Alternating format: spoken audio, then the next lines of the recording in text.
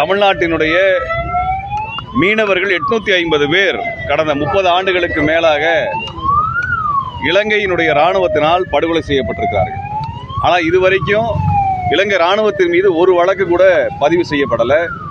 ஒரு இலங்கை இராணுவத்தினர் கூட இந்த கொலைக்காக கைது செய்யப்படவோ விசாரிக்கப்படவோ இல்லை. இது போன்ற ஒரு 800 பேருக்கும் அதிகமான ஒரு படுகொலை செய்த ஒரு இராணுவத்தின் மீது, அதுவும் அண்டை நாட்டினுடைய இராணுவத்தின் மீது எந்த நடவடிக்கையும் எடுக்காமல் இந்திய அரசு, மோடி அரசு இலங்கையினுடைய இராணுவத்தோடு சேர்ந்து கூட்டு பயிற்சியை மேற்கொள்கிறார்கள். இங்கே ஒரு பக்கம் படுகொலை நடந்து கொண்டிருக்கிறது, இந்திய குடிமக்களை படுகொலை செய்து கொண்டிருக்கிறார்கள். மறுபுறத்தில் கூட்டு கடல் பயிற்சியை, இராணுவ பயிற்சியை இந்தியாவும் இலங்கையும் மேற்கொண்டிருக்கிறார்கள் என்பதை நாங்கள் எப்படி புரிந்து கொள்வது என்பதை நீண்ட காலமாக எழுப்பி வருகின்றோம். இப்படி தொடர்ச்சியாக படுகொலை செஞ்சுட்டே இருக்கிறாங்க. 2021 புதுக்கோட்டை மாவட்டத்தினுடைய கோட்டைப்பட்டினத்தில் சென்ற ராஜ்கிரண் அவருடைய வாயில் உயர் அழுத்த பம்பை திணித்து தண்ணீரை பீச்சி அடித்து உடலை வெடிக்கை செய்து படுகொலை செய்தார்கள். மிக சித்திரவதை செய்து படுகொலை செய்தார்கள். இப்பொழுது 2 மீனவர்கள் அவர்கள் சென்ற படகை மோதி மூழ்கடித்து அவர்களை காப்பாற்ற விடாமல் அவர்களை படுகொலை செய்திருக்கிறார்கள். இது தொடர்கதையாகிக்கிட்டே இருக்கிறது. படகு என்பது மூழ்கி விடுகிறது. பல கோடிக்கணக்கான மதிப்புடைய படகுகள் சிதைவடைந்திருக்கின்றன, இலங்கை அரசினால் சேதமடையப்பட்டிருக்கின்றன. 850 பேர் கொன்னதுக்கு பிறகும் கூட இலங்கை அரசு இதுவரை இந்தியாவினுடைய பிரதமர்கள் யாரும் 35 வருஷத்தில் கண்டிக்கல. தேசபக்தின்னு வியாபாரம் பேசுகின்ற, தேசபக்தியை வியாபாரம் பேசுகின்ற மோடி சர்க்கார் வீட்டுக்கு வீட்டுக்கு நாங்கள் இந்திய கொடி ஏற்றுன்னு சொல்கிறாரு. இந்திய கொடி ஏற்றிட்டு போகிற தமிழ்நாட்டு மீனவனுடைய கப்பலை தான் அடித்து நொறுக்கிறான், தமிழ்நாட்டு மீனவனை தான் கொலை பண்ணுறான். அப்போ கொடியை ஏற்றி வைக்கிறோம், ஆனால் மீனவனை காப்பாற்றுறது வக்கில்ல இந்திய அரசுக்கு என்ற ஆதங்கத்தை இச்சமயத்தில் வெளிப்படுத்துகிறோம். அப்போ எதுக்காக நாங்கள் கொடி ஏற்றணும்? இந்த கொடிக்கு எந்த மரியாதையும் இலங்கை அரசு தர்றதில்லை. வீதிக்கு நாங்கள் கொடி ஏற்றி வச்சுட்டா நீங்கள் காப்பாற்றிடுவீங்களா?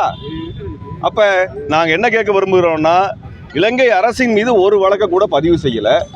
ஆனால் குஜராத்திலிருந்து சென்ற மீனவன் 2021 அக்டோபர் மாதம் படுகொலை செய்யப்பட்ட போது உடனடியாக கொலை வழக்கை பதிவு செஞ்சாங்க. பாகிஸ்தான் தூதரை கூப்பிட்டு கண்டிச்சாங்க. மோடி ட்விட்டரில் பொங்கினார், ஒரு கோபாவேசமாக பொங்கினார். அப்போ குஜராத் மீனவன்னா ஒரு கணக்கு, தமிழ்நாட்டு மீனவனா வேற கணக்காது? தமிழ்நாட்டு மீனவனுடைய உயிரும் உடமையும் பொருட்டு இல்லையா? தமிழ்நாடு மீனவர்கள் 2ஆம் தர குடிமக்களாக நடத்துகிறோமா என்கின்ற கேள்வி எழுப்ப விரும்புகின்றோம். இப்படி தொடர்ச்சியாக தமிழ்நாட்டு மீனவன் கொலை செய்யப்பட்டு கொண்டே இருக்கின்றான். இதுக்கு காவல்துறையும் கொலை வழக்கை பதிவு செய்யலை.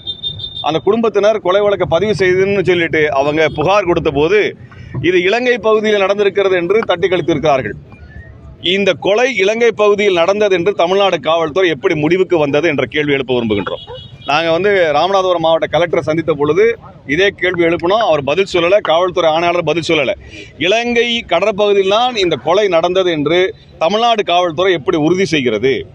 தமிழ்நாடு காவல்துறை இலங்கைக்கு ஆதரவாக நடந்து கொண்டிருக்கிறதா நாங்கள் பார்க்குறோம். இப்போ பல வேறு வழக்கு பிரிவுகள்லாம் இருக்கிறது. ஒரு வழக்கை பதிவு செய்யுங்க, அதுக்கப்புறம் முடிவு பண்ணுங்க. இலங்கை அரசு நீதிமன்றத்தை சொல்லட்டும் அது இலங்கை கடற்பகுதியில் நடந்தது என்று. இலங்கை கடற்பகுதியில் ஒரு கொலை நடந்தால் இலங்கை அரசு கொலை வழக்கு பதிவு செய்யாதா? பதிவு செய்ய மாட்டாங்களா? அது கொலை கிடையாதா? அப்போ கொலை எங்கே நடந்தாலும் கொலை தான். ஏன் இலங்கை அரசு கொலையை பதிவு செய்யலன்னு கேட்கறதுக்கு முடியாமல் நம்ம மீனவர்கள் விரட்டுறாங்க. இப்படி வழக்கு பதிவு செய்யாததுனால அந்த மீனவனுக்கும் உரிய இழப்பீடு கிடைக்கிறது இல்லை. அந்த படகுகள் சேதமடைந்தால் அதற்குரிய இழப்பீடும் இன்சூரன்ஸும் கிடைக்கிறது இல்லை. இப்படி மொத்தமாக நாங்களை வஞ்சிட்டு இருக்கக்கூடிய நிலையில் தான் இந்த முற்றுகை போராட்டத்தை நடத்துகின்றோம். சிங்களவனுடைய கடை தம்ரோ ஃபர்னிச்சர் என்கின்ற கடை தமிழ்நாட்டில் 40க்கும் அதிகமாக இருக்கிறது. பல 100 கோடி ரூபாய் தமிழ்நாட்டிலிருந்து சம்பாதித்துக் கொண்டிருக்கிறார்கள். எங்கள் மீனவர்கள் சில ஆயிரம் ரூபாய் மதிப்புடைய மீன் பிடிப்பதற்காக படுகொலை செய்கின்ற இலங்கை அரசை பார்த்து நாங்கள் கேட்குறோம், தமிழ்நாட்டில் நீ கடை திறந்து வச்சு 100கணக்கான கோடி ரூபாய் சம்பாதிக்கிற, நாங்கள் தமிழக அதை தொந்தரவு பண்ணலை.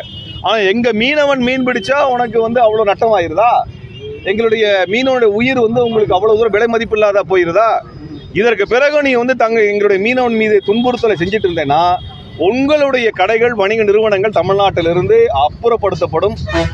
நாங்கள் வலுக்கட்டாயமாக ஒன்றை மாதிரி வன்முறையை பயன்படுத்த போகிறதில்லை. தமிழர்கள் நிராகரிக்கிறோம், புறக்கணிக்கிறோன்னு முடிவு எடுத்துனோம்னா உன் கடை இங்கே வியாபாரம் பண்ண முடியாது. அதனால் உனக்கு எது வேணும்னு முடிவு பண்ணிக்கோ. அந்த அடிப்படையில் தமிழ்நாட்டு மீனவன் மீது இனிமேல் கை வைக்கிறதா இருந்ததுனால் உன்னுடைய கடைகள் ஒவ்வொன்றாக இங்கிருந்து அப்புறப்படுத்தப்படும். உன் தொழிற்சாலை இங்கே தான் இருக்குது, பல்வேறு தொழிற்சாலைகள் இருக்குது, பல முதலீடுகள் இங்கே இருக்கிறது. அதையெல்லாம் பேசணும். இப்போ ரணில் விக்ரமசிங்கே ஒரு 3 நாட்களுக்கு முன்னாடி பேசியிருக்காரு, தமிழ்நாட்டில் 1 ட்ரில்லியன் எக்கானமி இருக்கிறது, அதை சென்று நீங்கள் வணிகம் செய்யுங்கள் என்று சிங்களவரிடத்தில் தமிழ் மொழியை கற்றுக்கொண்டு தமிழ்நாட்டுக்கு செல்லுங்கள் என்று ரணில் விக்ரமசிங்கே பேசுனதை கேட்டிருக்கோம்.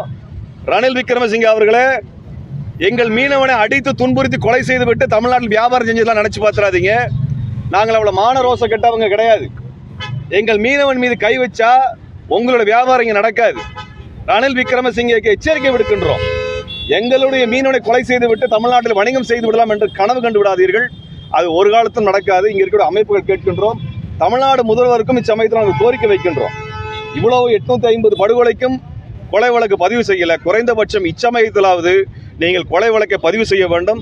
அதிகாரிகள் இதற்கு ஆதரவாக இல்லை என்றாலும் நீங்கள் சமூக நீதி அரசை முன்வைக்கக்கூடிய நீங்கள் இந்த உத்தரவிட்டு இந்த படுகொலைக்கு ஒரு கொலை வழக்கை பதிவு செய்ய வேண்டும் என்று நாங்கள் சமயத்தில் கேட்டுக்கொள்கின்றோம்.